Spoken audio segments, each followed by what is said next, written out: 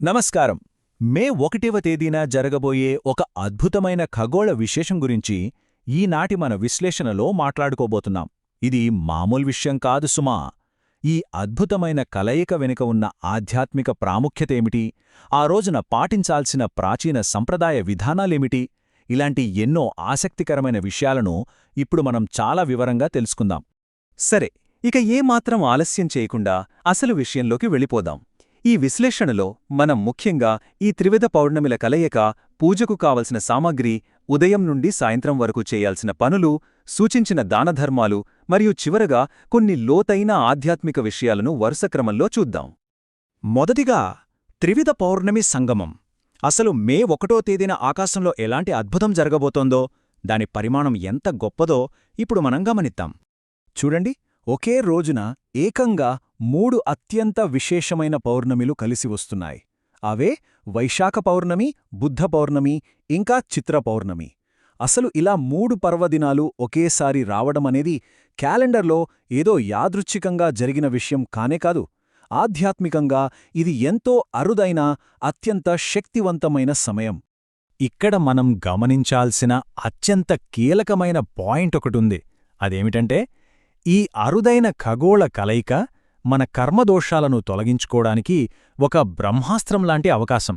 మన గత కర్మలను, అంటే గతంలో జరిగిన పొరపాట్లను సరిదిద్దుకుని, కర్మల చిట్టాను శుభ్రం చేసుకుని జీవితంలో అపారమైన ప్రశాంతతను పొందడానికి ఎంతకంటే మంచి సమయం ఇంకోటుండదు.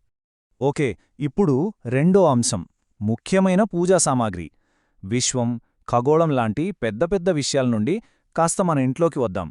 ఈ పవిత్రమైన రోజు కోసం మనం ఏమేం సిద్ధం చేసుకోవాలో ఒకసారి చూద్దాం. ఇక్కడ నిజంగా చాలా ఆసక్తికరమైన విషయం ఒకటుంది. గమనించండి, చంద్రుడికి ఎంతో ఇష్టమైన మల్లెలులాంటి తెల్లని పూలు, ఆవుపాల పాయాసం, 2 ఆవునేతి దీపాలు, ఇవన్నీ సాధారణంగా పూజలో ఉండేవే. కానిక్కడొక నోట్బుక్ మరియు పెన్ కూడా ఉండటం చాలా ప్రత్యేకం కదూ. ఎందుకంటే ఇవి సాక్షాత్తు ఆ చిత్రగుప్తుని కర్మల చిట్టాకు సంకేతాలనమాట. భలే ఉంది కదా. ఇక మూడవది, ఉదయం నుండి సాయంత్రం వరకు పాటించాల్సిన ఆచారాలు. ఆ రోజున మన సమయాన్ని ఎలా ప్లాన్ చేసుకోవాలో ఒక స్పష్టమైన విధానాన్నిప్పుడు చూద్దాం. ఇదొక చక్కటి దారి చూపే ప్రణాళిక లాంటిది. ఉదయాన్నే శుద్ధి చేసుకుని విష్ణు ప్రార్థన చేయడంతో మొదలుపెట్టి, ఆ తరువాత చిత్రగుప్తుని పేరిట ఒక దృఢమైన సంకల్పం చేసుకోవడం, ఆపై సాయంత్రం ప్రదోషకాలంలో వెన్నెలకు ఎదురుగా దీపారాధన చేయడం. చాలా సులభమైన, స్పష్టమైన ప్రణాళిక ఇది. ఇక్కడ ఈ సంఖ్య చూసారా, 108. ఈ ప్రత్యేకమైన అంకెకున్న ప్రాముఖ్యత మనందరికీ తెలిసిందే. ఉదయాన్నే విష్ణుమూర్తిని, లక్ష్మీదేవిని స్మరిస్తూ ఖచ్చితంగా 108 సార్లు నామస్మరణ చేయడమనేది ఆధ్యాత్మికంగా ఒక అద్భుతమైన ప్రకంపనను సృష్టిస్తుంది.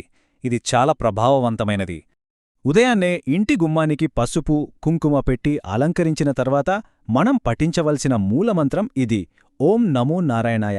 అవును, ఈ అష్టాక్షరీ మంత్రాన్ని 108 సార్లు జపించడం వల్ల మన మనస్సు, మన ఇల్లు మొత్తం ఒక అద్భుతమైన సానుకూల శక్తితో నిండిపోతాయి.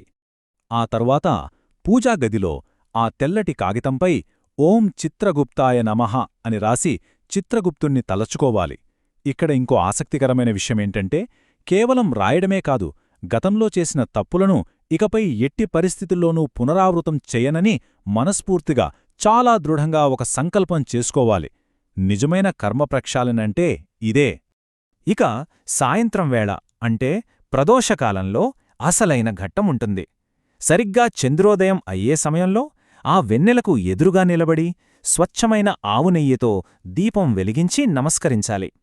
ఇలా నేరుగా చంద్రుని వెలుగును చూస్తూ ఈ ఆచారం చేస్తే ఆ అనుభూతి, ఆ మనశ్శాంతి మాటల్లో చెప్పలేం. 4వ అంశం, సూచించిన దానధర్మాలు. ఇప్పటిదాకా మనకోసం మనం చేసుకునే ఆంతరంగిక పూజల గురించి మాట్లాడుకున్నాం కదా. ఇప్పుడు ఇతరుల కోసం మనం చేయగలిగే బాహ్య దానాల వైపు కాస్త దృష్టి పెడదాం. సాధారణంగా వైశాఖ మాసమంటేనే ఎండలు మండిపోతూ ఉంటాయి.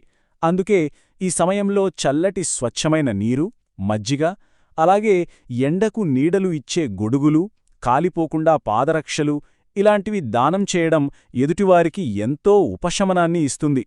ఇవి కాలానికి తగినట్లుగా చేసే ఎంతో ఉపయోగకరమైన దానాలు, అవునా? దీనివల్ల అసలు లాభమేంటంటే, ఈ నిర్దిష్ట సమయంలో ఇలాంటి దానాలు చేయడం వల్ల మనకు అక్షయ పుణ్యం లభిస్తుంది. అక్షయం అంటే ఎప్పటికీ తరగనిది అని అర్థం. అంటే చూడండి, అవసరమైన వారికి మనం చేసే ఈ చిన్న చిన్న సాయం మనకు అనంతమైన అపరిమితమైన పుణ్యఫలాన్ని ఇస్తుందన్నమాట. దీనితో పాటే మనం గుర్తుంచుకోవాల్సిన ఇంకో విషయం, ఇదే రోజున బుద్ధ పౌర్ణమి కూడా ఉంది కాబట్టి కాసేపు ప్రశాంతంగా నిశ్శబ్దంగా కూర్చుని ధ్యానం చేయడం చాలా చాలా ముఖ్యం. బుద్ధ భగవానుని స్మరిస్తూ ఇలా మౌనంగా ధ్యానం చేస్తే మనకు తెలియకుండానే ఒక అద్భుతమైన మానసిక ప్రశాంతత సొంతమవుతుంది. ఇక చివరిగా 5వ అంశం ఆధ్యాత్మిక ప్రతిబింబాలు.